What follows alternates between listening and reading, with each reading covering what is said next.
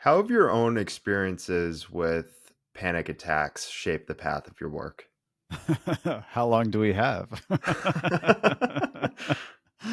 I'll say briefly, I started getting panic attacks when I was in residency. Talk about a perfect combination, the perfect storm of sleep deprivation, not knowing what you're doing, being thrown in as the authority, trying to take care of patients and all of that. That is a great recipe for panic. The good news there, I would say, and how it affected my trajectory was I'd actually been meditating about 10 years at that point, and some of my practices naturally kicked in and showed me the power of presence, basically. And it I didn't know it at the time because I was, one, having panic attacks, and two, in the middle of residency. But a couple of years later, it actually planted the seeds for me to do a bunch of research and develop clinical programs for anxiety itself. So people look to you for clarity and guidance, whether that's on a personal, intimate level through your work, or you've become a public figure to a degree, whether that's through your book, social media, doing interviews like this. I'm curious to know though, through your personal life, especially when you were younger, like who was your Jud Brewer? Like who were you able to look to for clarity or guidance or for help? That's a great question. There is nobody in particular that comes to mind. My mom probably more than anybody else, although she was pretty busy. She was basically a single mom raising four kids. So I certainly look to her as inspiration in terms of, you can do anything like raising four kids. She went back to law school at night, while we were growing up. And so really a great role model. And also she modeled this really joy of learning and the importance of just, being a good person and really exploring the world with this lens of curiosity. So I would say she's probably the one I looked up to the most. That's awesome to hear. So, with your work on anxiety, it seems like it's not strictly work, but it's personal experience and your own life that has gone into that work. And getting into your writing, you describe anxiety as a harmful habit, which I find really fascinating. When did you really begin to appreciate that? And do you feel like that's not something that's commonly understood, like understanding anxiety as a habit? Yeah, starting with that last piece, yes, I don't think that it's commonly seen that way. I never learned that in medical school or residency. And in fact, it was years into my clinical practice that I accidentally bumped into this concept myself. And it came out of necessity, where I was really struggling to find good treatments for my patients for anxiety. Best medications help only about 1 in 5 people. And so I was getting anxious about how to help my patients with anxiety. And at the time, my lab was studying habit change. We'd gotten some pretty good results with using some unconventional techniques for helping people quit smoking. Like, we'd gotten 5 times the quit rates of gold standard treatment. We developed an eating program that was working pretty well. We'd just done a study where we got a 40% reduction in craving related eating. And people in our eating program were saying, hey, anxiety is driving my eating. Can you develop a program for that? And that planted the seed for me to go back and look at the literature. And I found this buried study, or it wasn't even a study, it was like a 2-page, very humble letter from this guy, Thomas Borkovec, from 1985, I believe, where he suggested that anxiety could be driven through negative reinforcement. And that was a huge aha moment for me, because I've been studying reinforcement learning. We'd found that we could leverage it as a paradoxical way to help people change habits, but I'd never thought about applying it clinically or doing studies. And so, I started practicing in my clinic to see if we could, get a signal there with my patients, and they could understand the concept, and they were starting to show some benefit. But it's easy to fool ourselves clinically. So this is where, we then started doing randomized controlled trials, and we've done, 3 or 4 trials now where, for example, in one study with people with generalized anxiety disorder, we got a 67% reduction in these clinically validated anxiety scores relative to 14% in people who had gotten usual clinical care. So that was a really powerful thing back then, and that was years ago. Where this is still, if I had to pick one thing that has changed my life from a clinical perspective, and hopefully changed my patients' lives as well, it was that. So I want to dive deeper into your work on anxiety because I think it's a lot of information and knowledge that people could benefit from. That being said, though, I do think it's also important to take a step in the opposite direction and sort of like understand what we get wrong about it, because anxiety has become a culturalized, commodified buzzword, it seems like, where Mm-hmm. there's a lot of sensationalized information out there and a lot of media and content driven information out there. What do you see as some of the most, common media or content information on anxiety that really actually doesn't have any weight? Yeah, so we can look at this as what are the top three myths that I see. One is that there's some level of anxiety that's helpful.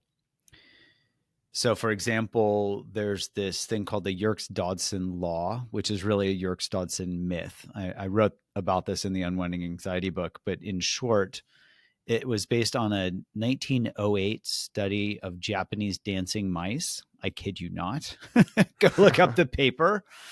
And they basically checked to see what level of arousal was optimal for mice navigating a maze or something like that. And that got morphed over the years. In the 50s, it took a wrong turn where somebody was equating arousal with anxiety, and then it got picked up when the internet came out, and people were saying, oh, you know I need some level of anxiety to get stuff done or perform well. And then this inverted U-shaped curve of anxiety was born. And if you go and search the internet, you'll see all these graphs. None of them are accurate. If you actually look at the studies, there were some meta-analyses done where they combined a bunch of studies. There's a pretty clear inverse relationship between anxiety and performance. So the more anxious somebody is, the worse they perform. You can also look at the corollary, which is flow, when somebody's performing optimally. And I don't think anybody argues that flow is not optimal performance. Well, if you look at the definition of flow that Mihaly Csikszentmihalyi put forward, there's no self in the process. We're merged, the person is merged with the task that they're doing. So there's no one there to get anxious.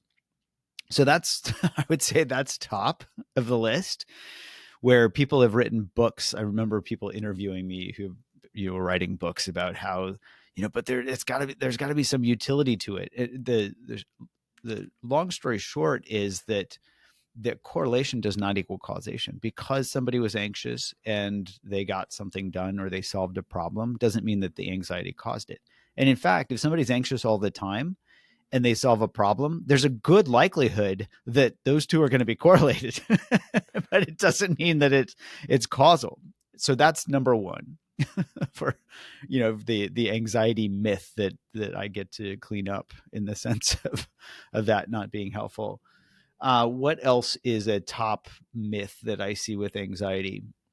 I think one thing is that people, well, let's just look at how anxiety is formed and how people treat it. So there's pretty good evidence, both from other labs and now my lab, when we've done a number of studies looking at the mechanism and the clinical outcomes when we target those mechanisms, that anxiety is driven through negative reinforcement. And what that means is that the feeling of anxiety drives the mental behavior of worrying.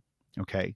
And that mental Mhm. behavior is rewarding enough where, again, these false associations can form this reward process where people, they associate it with solving problems, or at least it feels better than doing nothing. Doing something feels better than nothing. So that's rewarding enough to feed back, so that the next time somebody feels anxious, their brain says, oh, last time you worried and it was, it felt rewarding, so do it again.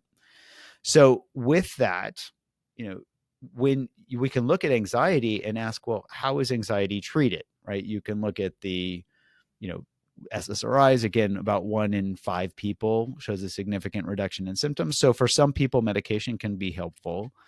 But if you look at how people go to psychotherapy, and if you look at the best psychotherapies out there, like cognitive behavioral therapy is top choice here. Two things there. One is CBT is most associated with prefrontal cortical function, with cognitive control. That's the weakest and the youngest part of the brain from an evolutionary perspective. It's the first part of the brain that goes offline when people get stressed. So it's not exactly a reliable mechanism to go to when somebody's anxious. And I think that shows up in the studies, with CBT at the again, when you look at a bunch of studies together, about 50% of people show benefit. So you're 50-50 if you go to therapy. And in other studies, if you take CBT in the larger array of all the different types of psychotherapies, there's a study, a meta-analysis from the Journal of American Medical Association from a couple of years ago, showing that 5 out of 8 psychotherapies were no better than not going to therapy, as in Wow. no benefit. So we can then step back and ask, why are we treating anxiety with psychotherapy? It's what other habits do you treat with psychotherapy? None. I wouldn't treat a habit with psychotherapy, and I'm a psychotherapist, right? I'm a psychiatrist. That's fascinating. Yeah. So that's the other big one that I would say is, it's really time for us to step back and kind of reboot our thought process around anxiety and ask, are we even approaching it the right way? Mm. Yeah, that's fascinating. Given how casually the word anxiety is used now within our culture, I feel like it's become more accepted and almost Mm-hmm. like a badge of honor or a calling card, especially like you're saying, people create that correlation between anxiety and success of like, oh, like I need this, or this was like, you know, this is what was needed for me to work hard and get those, external successes within my life. And you've shared that when you were younger and when you were in college and a doctor, mentioned to you like, oh, you might be dealing with anxiety, you kind of went into a state of denial and you didn't believe that. And I feel like within today's day and age, that wouldn't necessarily happen as much, or like Right. people would just be much more open to it. Mm-hmm. What do you think has created that shift? That's a great question. I don't know the exact societal forces there, but I've definitely seen that shift. So there are benefits and drawbacks here. The benefit is that we're normalizing mental health as an important feature of our lives that we should be paying attention to. The downside that I think you're highlighting is that the more normalized it becomes, the more people can take it on as an identity. And especially young people, in their teenage years, we can all remember back to our teenage years with cringe. At least I do. I don't know anybody that was like, wow, that was great. I sailed through junior high school. That was awesome. I'd repeat it. so so there's a lot of cringe there because we're trying to develop our identity. Who am I? And so if there's an identity that's out there in the zeitgeist that says anxiety, and we go on social media and we see that people are celebrating that, like, oh yeah, I'm anxious, I'm anxious, I'm anxious. One, that gives us an in group to relate to immediately. Two, it gives us something that we can latch onto as an identity that feels stable, even if it's uncomfortable, because anxiety doesn't feel good. But we can say, oh yeah, that's who I am. And with that, it can become ingrained to the point where it creates problems. Just as an example, a reporter, I was talking to a reporter a little while ago who was writing a book on anxiety, and she's basically, her premise, from what I could tell from our conversation, was that she had generalized anxiety disorder since high school, and she had it for a long time, and there was nothing that had helped her. And when we finished that conversation, I was really scratching my head wondering, like, what's going on? And I realized, oh, if she gets cured, if she does better, she doesn't have a book to write. Mm, you know, if the books all about like this is something that nobody can solve. And so there's an example of where we can be really identified with anxiety to the point where we can't even imagine anything different, or there could be another driving force, whether it's conscious or subconscious, saying, hey, you gotta keep this identity. And I remember when we were first pilot testing one of our anxiety programs, one of our pilot testers wrote me a beautiful email depicting how identified she was with her anxiety. And she said, it is deeply etched in my bones. I wrote a Substack about this because it was so striking on how identified people can be with their anxiety. And the good news is it's a habit, right? And identity can be a habit. And if it's something that we can learn, it's something we can unlearn. And another important point that I think needs to be said to build off of that, and something that I really took away from your work, is that we can see anxiety and stress as just being this, big wall in front of us that it's impossible to, either climb over or, break through. But it's important to see that it's not something that just is or just exists, but it's made up of a lot of different variables that Mm-hmm. are malleable. And Mm-hmm. when you're able to, shift those variables around, you're like, oh, this is just a lot of small pieces and I'm in control of these things. Yes. Yes. And I think you're highlighting something really important where, going back to the identity piece, when we think this is just who I am, how do you work with that?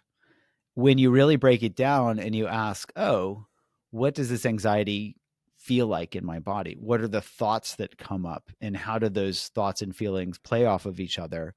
Then now we've got, these quanta that we can work with. Oh, it's tightness. Oh, it's restlessness. Oh, here's this worry thought. And we can see how they play off of each other, where the feeling of anxiety can trigger the worry thought, which then feeds back and drives more anxiety. And now we've got something to work with. There are great tools to be able to help people, be with their physical sensations and not feed their thoughts, as compared to just, giving up the ghost, saying, I have no idea how to work with this, or even not even imagining they can work with it because they're so identified with it. Yeah, we see anxiety as strictly being this mental and emotional thing, and that's just abstract. But what I love about Mhm. your work is like, okay, we're changing this game. Like, let's turn anxiety into a physical game and be curious about it. And what that means is like, all right, like let me be curious about the physical bodily sensations, and let me attach the anxiety to that rather than just being totally consumed by the mental and emotional, abstract thoughts around it. Absolutely. An interesting quote from your book that you say is, while anxiety is born from fear, it needs nourishment to grow and flourish. So, are you essentially saying that anxiety in its natural state is short lived, but we're the ones that keep it alive? Yes. So everybody has feelings of anxiety. I haven't met anyone yet who has a pulse, who who doesn't have anxiety. And because it is a habit, right? Any habit needs to be fed or perpetuated, which can even be through just habitually worrying, for example, when we're not even aware that we're feeding it. Otherwise, it's just a constellation of thoughts and sensations that come and go. And one way to think about this is when we feel anxious, often the habitual response is to avoid or resist it, right? If we run away from it, it's going to run after us. If we resist it, this saying in psychotherapy that many have heard is, what we resist persists. And so, both with the running away and the pushing against, we're actually feeding that loop. Hmm. Are stress and anxiety to a large degree synonymous terms, or what are the differences there? There are key similarities and key differences so that they both feel the same in the moment. If you just ask somebody to describe what stress feels like and describe what anxiety feels like, I would say 90% overlap there in the way people would describe them. The key difference is that stress is typically precipitated by something that is very tangible. So I'm stressed about this deadline. I'm stressed about this conversation that I'm going to have with somebody, right? And when the stress precipitant is gone, typically the stress is gone, right? So the ship has sailed, so to speak. With anxiety, the feeling of anxiety tends to come out of the blue, and that feeling is what precipitates or drives the mental behavior of worrying. So certainly when we get stressed, we can worry. And with anxiety, we often get stuck in that feeling, thinking, "Oh, if I can find, what caused my anxiety, I can fix it or avoid it."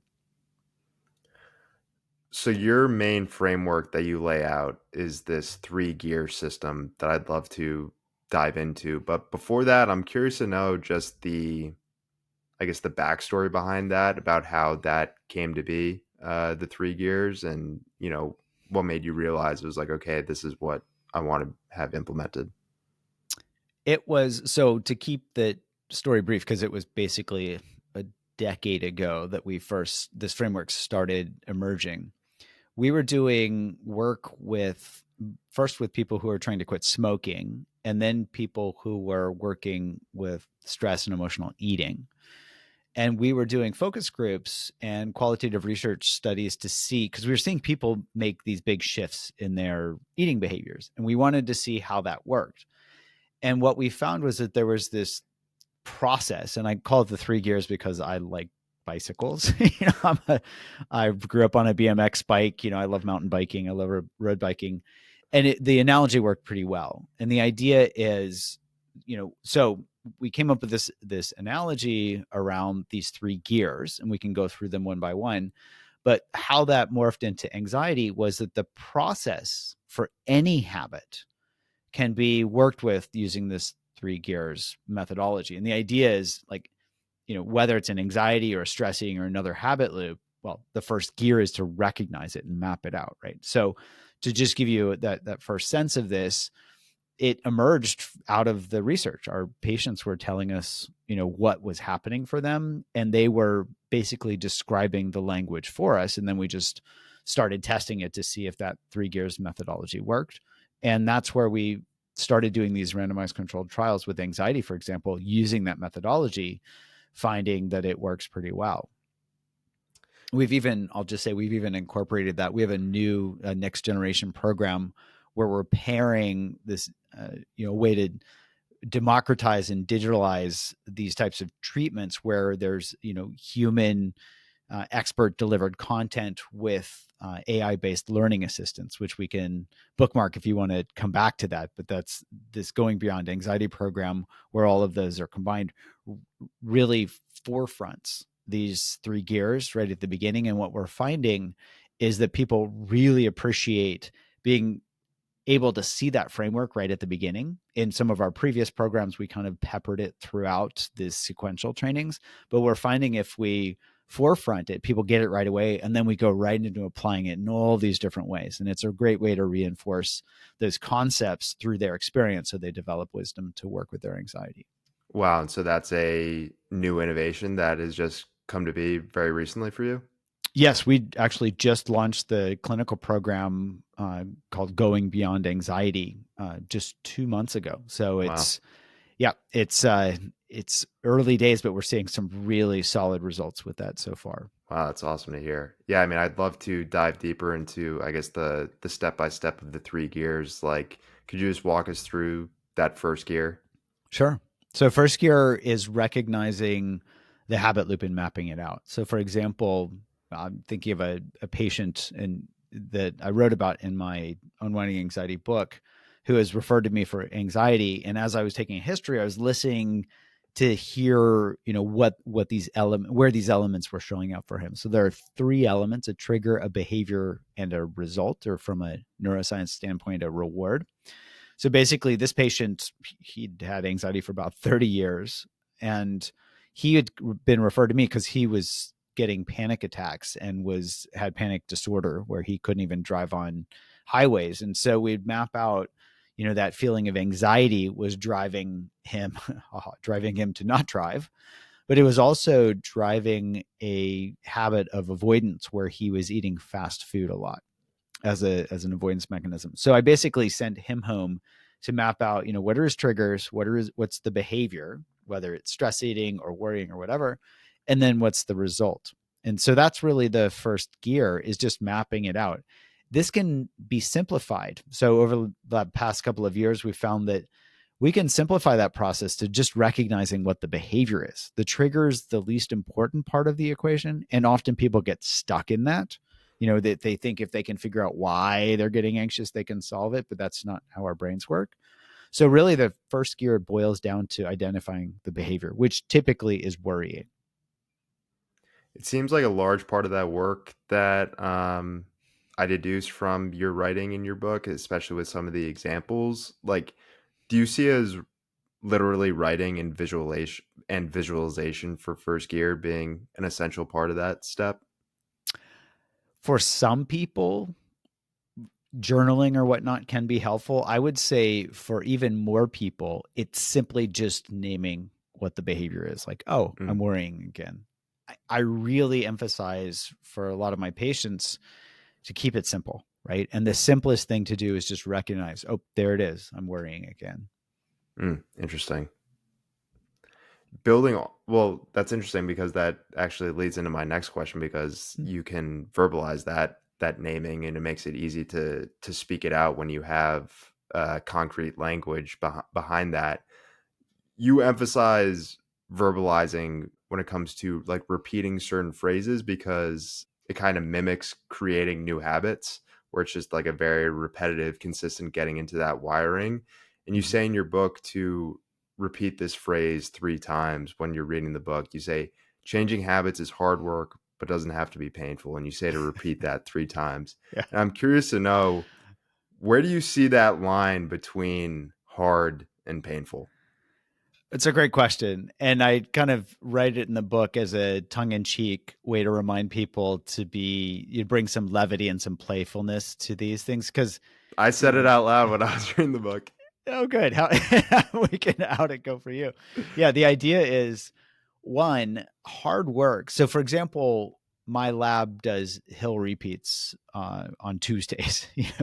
There's a steep hill near Brown University where we go and do the hard work of running hills. And that is very different than the pain and suffering that can accompany that, right? We can take it as a joyful expedition where we're collaborating in something that is challenging, and we're in community, and it can even be fun. It's still hard work, right? It doesn't have to be painful in the sense where we don't have to add to it, where we're saying, oh, I hate this, or oh, this is really hard, or oh, this, or oh, this. And in fact, we even one of my postdocs is Italian, so we start each hill with the phrase uno in più, which means just one more, where we're really just focusing on the present moment, not thinking about how many hills we've run or how many we might run next, but really just focusing on the present moment. And that's the idea of like, let's lean into this challenge. This can be hard, but it doesn't have to be painful. Yeah, I've definitely experienced this with I've experienced this within my own life. I feel like we put that mental framing onto it of like, hey, this is going to be really tough. And it's like, Mm-hmm. well, is it actually tough, or am I making it tough? Like, am I Right. making it tougher than it actually needs to be? And I just think like, okay, if I have to overcome my anxiety, it's going to be this grinded out type of thing. Well, it's like, well, if you believe it's going to be that way, then you'll turn it into that way. Absolutely. What do we need to know about willpower? Well, here's another common internet myth. So briefly, the answer here is that willpower is more myth than muscle.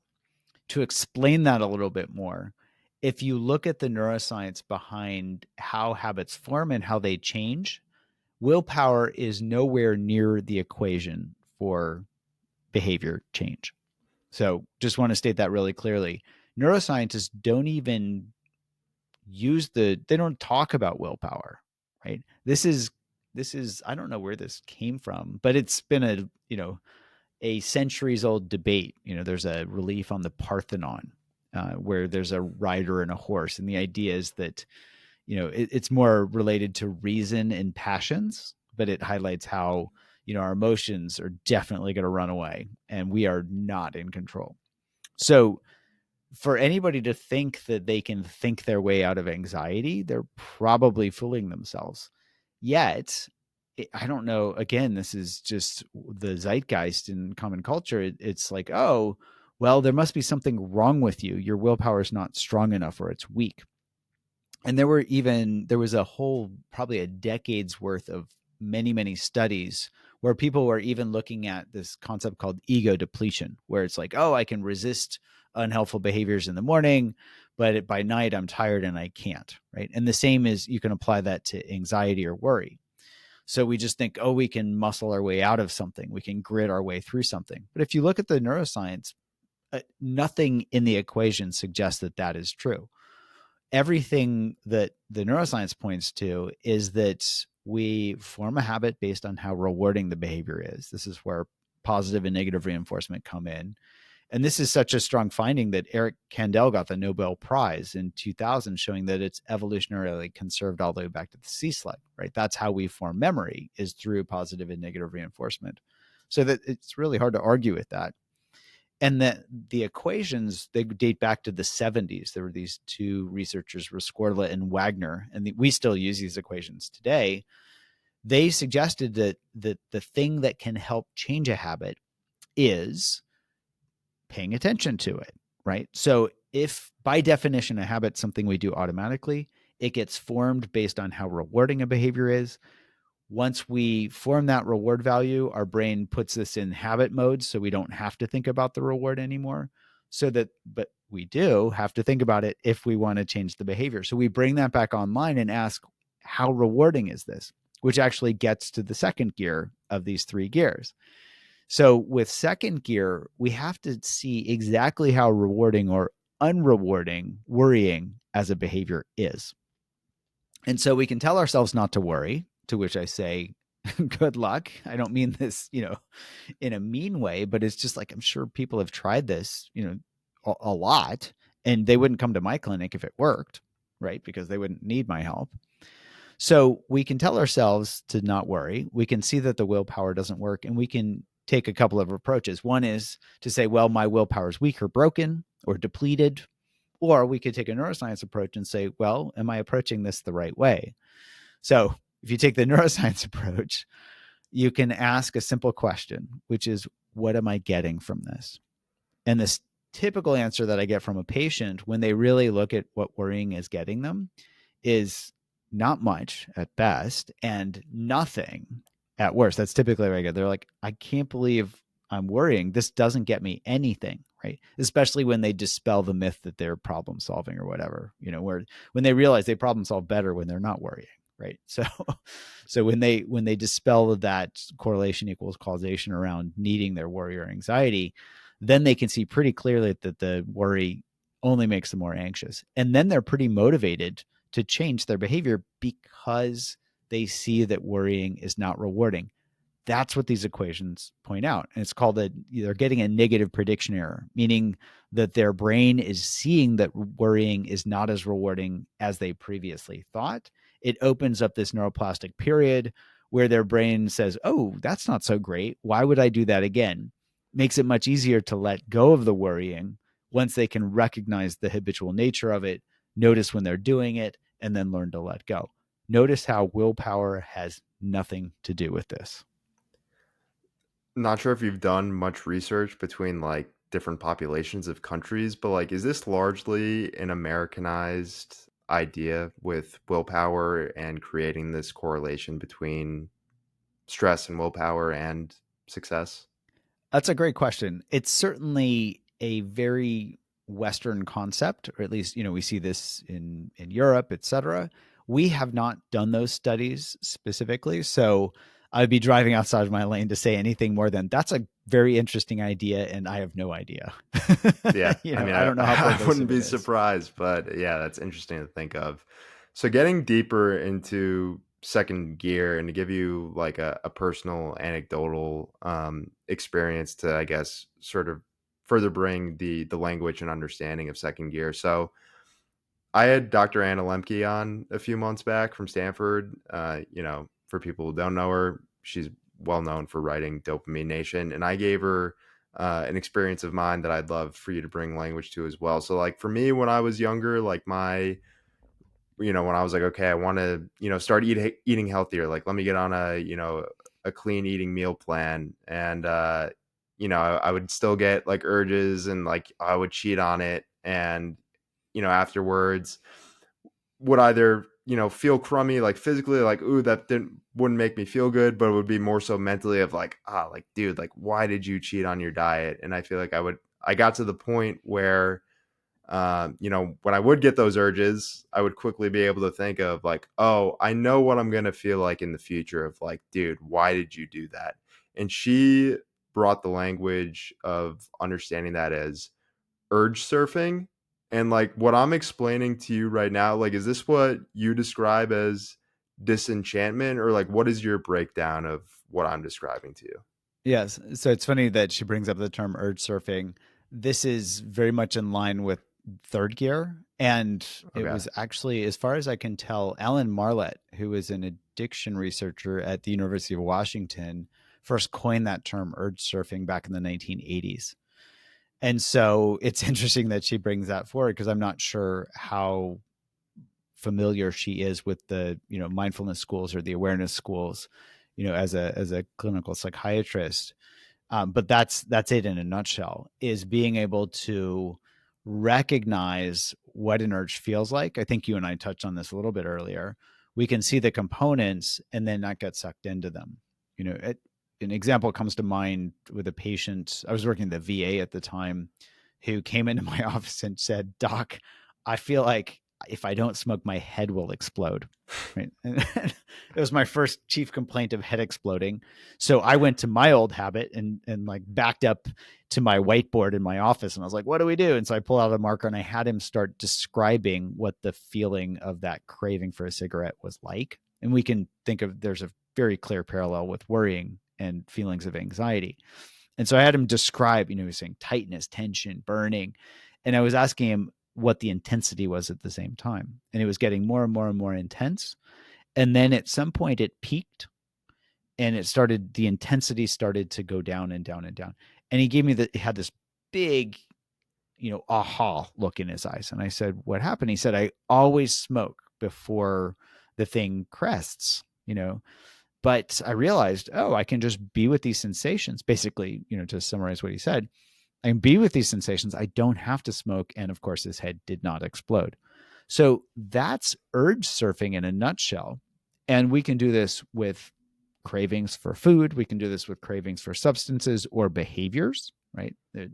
The new hyper palatable experience or hyper processed experience that we have is social media, right? And so tons of people are addicted to their phones now. People can urge surf when they have an urge to check their phone when they're distressed. I wrote a Substack on distress tolerance and how these phones are weapons of mass distraction, as Cornel West puts it. So the good news there is, that's about being with our experience and relating to it differently. And that's really what the third gear is all about. I call it finding the bigger, better offer. And the idea is, if we're feeling anxious, right, we can see, oh, I'm starting to worry. That's the first gear. And then we ask, what do I get from worrying? Nothing, right? We become disenchanted with the worrying. And then we can shift into third gear and we flip that, oh no, of worrying to, oh, what does this feel like in my body? And we start using curiosity as a superpower. And that's what really gives us that surfboard to be able to ride that wave of, that urge, whether it's a difficult emotion like anxiety, or an urge to eat something, or anything, or to check our phones or whatever. Yeah, you say each time we reach out for something to soothe ourselves, we reinforce the learning to the point of where it becomes automatic and habitual. This is how we end up in anxiety.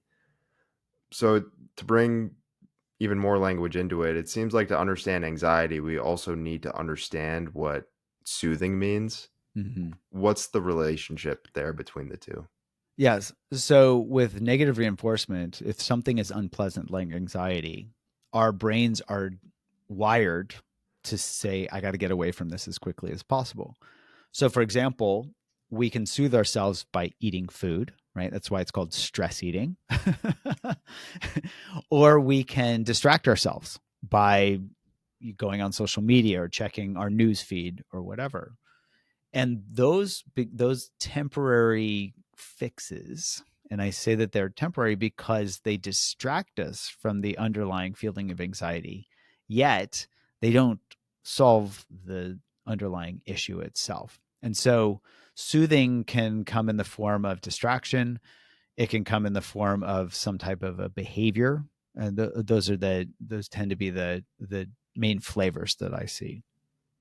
Yeah, obviously we want to replace bad habits with good habits, like AKA replace one thing with something else. Mhm. But like going to that curiosity component, like I feel like what can really help people is like sometimes the replacement is just nothing. Like let me just be like let me just be in this state of nothingness rather than like trying to reach for something. What are your thoughts on that? Yeah, you highlight something really important because we often, and with anxiety, there's this huge urge to do something, right? Oh, this is so unpleasant. Do something. Yeah. And the doing can become a habit itself. I'm going to go clean my house. I'm going to distract myself, whatever. The key piece here is that being becomes the new doing. And what I mean by that is we're learning to be with our experience, to relate to it differently, so that we no longer need to run from it or soothe ourselves, but we can learn to develop these critical skills of distress tolerance. I love the phrase, the only way out is through. And so instead of running away from our anxiety by distracting ourselves or soothing ourselves, we paradoxically run toward it so that we can learn to be with it. And at the same time, we learn how much better it feels to be curious about something rather than worry or run away from it. Are breaking bad habits and building good habits like is that a simultaneous process? Like is that happening like at the same time? Is that two sides of the same coin? Like is that like a two-step process or is that happening all at the same time? Well, it depends on what they are. So, for example, if they can be two sides of the same coin, if the good habit is simply not doing the bad habit. Yeah. So if we worry less, if we stress eat less, if we doom scroll less, yes. And we can also look to see, so the process is the same for developing good habits as it is with breaking bad habits. So if you take that second gear and you're asking, what am I getting from this? If it's a bad habit and we see that it's unrewarding, we become disenchanted. On the flip side, if it's a good habit and we see how rewarding it is, we become more enchanted with it. So here we can use the same process to start moving from these unhelpful habits to the helpful ones. And the helpful ones can be as simple as being curious. Or if we're in the habit of judging ourselves, we see how unhelpful that is. And then we compare that to being kind to ourselves and let our brains really see clearly that, oh, kindness feels better than judging ourselves. So we're going to naturally flip to that. And in that sense, you could say, well, maybe two sides of the same coin, maybe, different habits. It doesn't really matter. The thing that matters the most is that we're seeing the reward value, right? Hmm. That's the key for change, is that question, what am I getting from this? Going to building those habits, but then I guess also tying it back into being in this state of nothing or, the being is the doing. Something that I find really fascinating about you, do you still do any of your self meditation retreats? Oh, yeah. How often do you do those? Well, I used to do month-long retreats early in my career. I don't have that luxury anymore. Just by But I, yourself you would do those month long? Yeah, I mean, I started at Wow. retreat centers, doing week long, couple of weeks, and then started doing self retreat. It's hard. Like that was the hardest part, because it's like you've got to be with yourself. you know, you've got to show up for yourself, and so I learned a ton from doing this. I did that for a number of years, and now the retreats, basically whenever I can. I'm typically done them yearly, and they take different forms. Yet I'll also say, it's a very privileged to be able to do stuff like that. It's really about the everyday. It's meditating every day and also bringing that curiosity into every moment, right? So every moment becomes a micro retreat where it's an opportunity to be with myself, an opportunity to learn and practice being with my experience and also learning from it. We've laid out, I feel like, a lot of binary relationships so far, like, willpower versus, being more mindful and curious, anxiety versus soothing, something versus nothing, writing and verbalizing. And I think the biggest duality I took away from your work, and it's not something that is, it seems like a major framework from your book, but it really stood out to me, is this relationship between why and how. Hmm. And I feel like within our culture today, especially within, when you think about like therapy talk or just like personal development, it's like I feel like we've become so obsessed and consumed with the why of, why am I the way that I am? Why do I feel this way? Why are these this things that I'm struggling with? And we Yeah. feel like I need the answers. Like if I don't get the answers, then I'm not doing the work that I need to be doing, and you Yeah. just stay stuck within that one lane, and Yeah. you're like, okay, I need to dig. Well, it's like, well, maybe you're just digging yourself into a hole Yeah. that you don't need to be in, and like there's this metaphorical weight that we are like putting on ourselves that doesn't need to be there, and like how we get rid of that weight is like, okay, you can just free yourself by focusing on the how of like, okay, Mhm. maybe I don't need the answers, but okay, how am I going to get better? Like, how can Yeah. I get past this?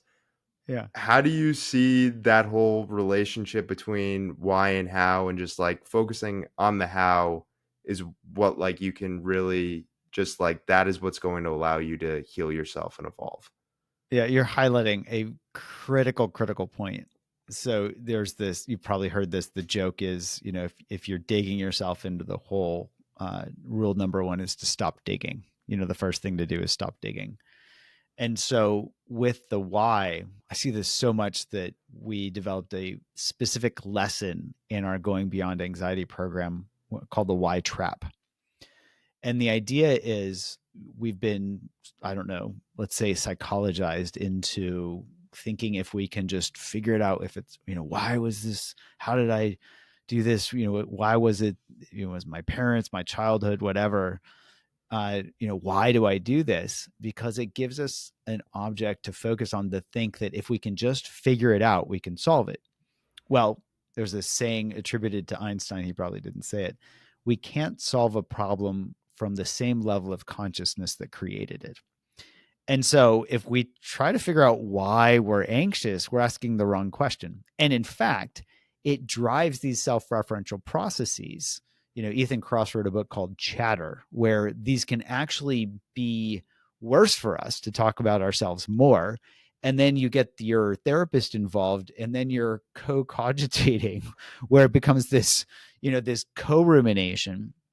And in fact, one consistent finding in neuroimaging is that when people ruminate and when they worry, they activate these self-referential networks. And in fact, our lab found that those networks quiet down with meditation. We're even doing, we just finished up a study which might even suggest that with specific practices that people can deactivate that default mode network, that self-referential network, when with people who are very anxious.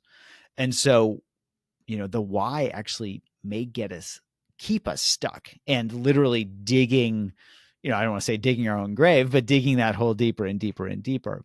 So that's really critical to notice so that we can stop digging. And then we can also learn that we can climb out of the hole by asking the different question, the how. How am I relating to my experience? And that how brings in the curiosity where we can check to see, are we resisting? Are we running away? Or are we running toward our experience? And that running toward is analogous to putting down that shovel and climbing out of the hole. Jed, I think that's a fantastic place to stop because I think that's the most important thing. And like I said, that breakdown between why and how, that's something that I didn't realize, or I had the epiphany because of your work. So I really Mm. appreciate that. It's great to hear. Judd, where can people go to learn more about you? Anything else you'd like to plug? They can go to our it's goingbeyondanxiety.com if they want to learn about the clinical program that I've been talking about in terms of helping anybody with anxiety. It's just goingbeyondanxiety.com. I also write a Substack. It's Jud Brewer at JUDBREWER.substack.com. And also a website with a bunch of free resources and access to my books. It's just drjudd.com. Awesome, Judd. Great talking with you today. Thank you.